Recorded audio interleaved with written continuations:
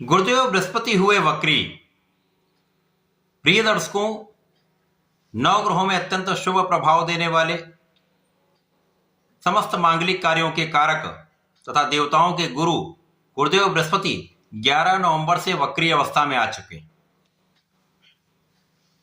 वक्री अवस्था ऐसी अवस्था है जब ग्रह एक राशि पीछे की ओर गमन करना आरंभ कर देता है। अब जब वो एक राशि पीछे की ओर जाने लगेगा तो उस ग्रह की गति मंद पड़ जाती है, जिसके कारण उसका प्रभाव, उसकी क्षमता, उसके बल में वृद्धि हो जाती है। और यदि वो ग्रह एक सकारात्मक भाव की ओर जा रहा है, मित्र की राशि में जा रहा है, तो निश्चित रूप से ये अत्यंत महत्वपूर्ण भी होता है, कुछ बड़े तथा विशिष्ट लाभ भी प्रदान करता है।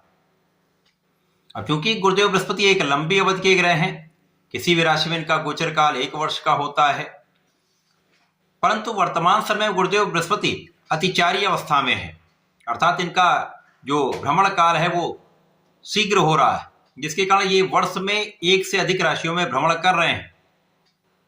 अब इस अवस्था में ये वक्री हो जाएंगे तो निश्चित रूप से गुरुदेव का प्रभाव कुछ बहुत ही विशिष्ट रहने वाला है, जिसका प्रभाव भी अति विशिष्ट होगा। कुछ बड़े लाभ मिल सकते हैं, परंतु कहीं पर किसी राशि के कुछ समस्या भी हो सकती है। जय श्री गणेश। नमस्कार, मैं आचार्य संजय द्विवेदी। मेरे समस्त प्रबुद्ध दर्शकों का मेरे चैनल पे हार्दिक स्वागत है। प्रिय दर्शकों, आज मैं वृश्चिक राशि के लिए गुरुदेव बृहस्पति के इस वक्री काल में बनने वाले योग का, लाभ का, अथवा कहीं पर कोई समस्या या अवरोध तो उसका क्या निराकरण है, संपूर्ण विश्लेषण मैं पूर्ण तर्क के साथ करने जा रहा हूं। प्रिय दर्शकों, इस राशिफल को आप अपने लग्न तथा राशि दोनों के अनुसार देख सकते हैं। वृश्चिक राशि मंगल की राशि है। मंगल और गुरुदेव बृहस्पति का अतिमित्र का भाव है। वृश्चिक राशि के लिए गुरुदेव बृहस्पति आपके धन तथा पंचम के स्वामी। धनेश पंचमेश का गोचर वर्तमान समय में अति विशिष्ट भाव, भाग्य भाव में चल रहा है, जहां पर ये उच्च अवस्था में होकर बहुत अच्छी स्थिति बना रहे हैं। परंतु जैसे ही ये वक्री होकर पीछे की ओर गमन कर रहे हैं और अष्टम भाव की ओर ये अपना प्रभाव देने जा रहे हैं, तो नवम भाव की प्रबलता भी प्राप्त होगी। अष्टम भाव भी कहीं ना कहीं यहां पर प्रभावित होता दिख रहा है, जिसके कारण कुछ बड़े लाभ मिलने वाले हैं, परंतु कहीं पर कुछ समस्याएं भी अवश्य होंगी। वृश्चिक राशि के लिए भाग्य का साथ मिल रहा है।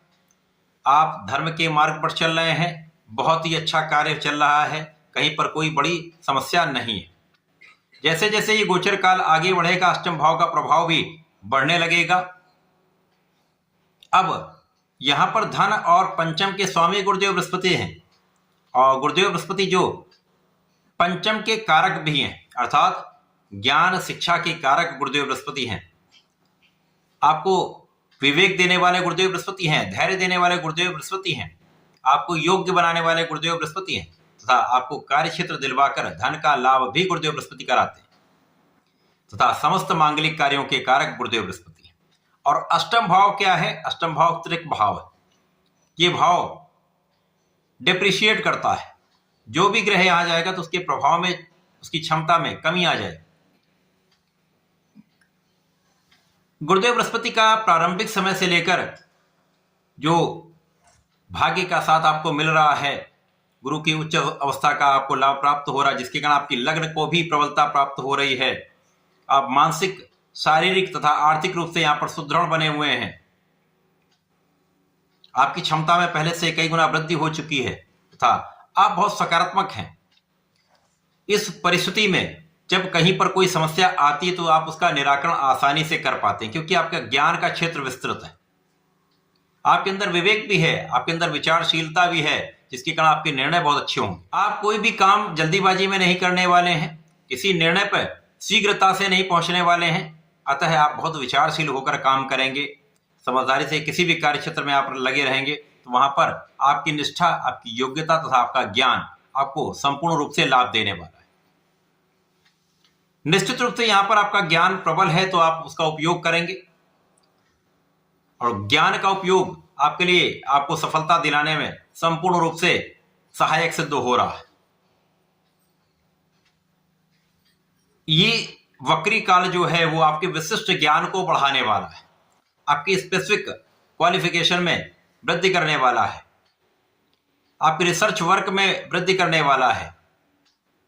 तो यहां पर आपकी एनालिटिकल एबिलिटीज में वृद्धि हो जाएगी, जो आपकी गणनाएं हैं बहुत श्रेष्ठ रहने वाली। इस समय में, इस वक्री काल में गुर्दे का प्रभाव आपको विशेष योग्यता दिलवाने वाला है।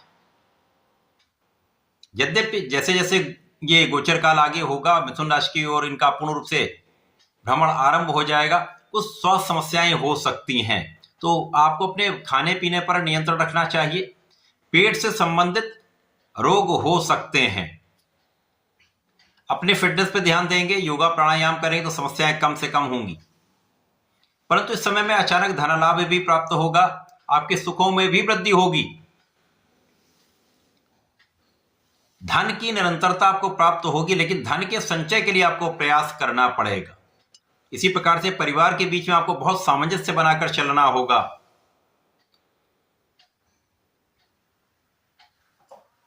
यहां पर आपके सुख साधन तो बढ़ेंगे, सुख साधनों में वृद्धि होगी, भूमि भवन वाहन का लाभ मिल सकता है, परंतु सुख साधनों का उपभोग आप पूर्ण रूप से नहीं कर पाएंगे। हो सकता है कि स्वास्थ्य समस्याओं के कारण या काम की अधिकता के कारण कहीं ना कहीं सुख साधन होते हुए, संसाधन की वृद्धि होते हुए भी आप उनका उपभोग, उनका सुख पूर्ण रूप से नहीं ले पाते।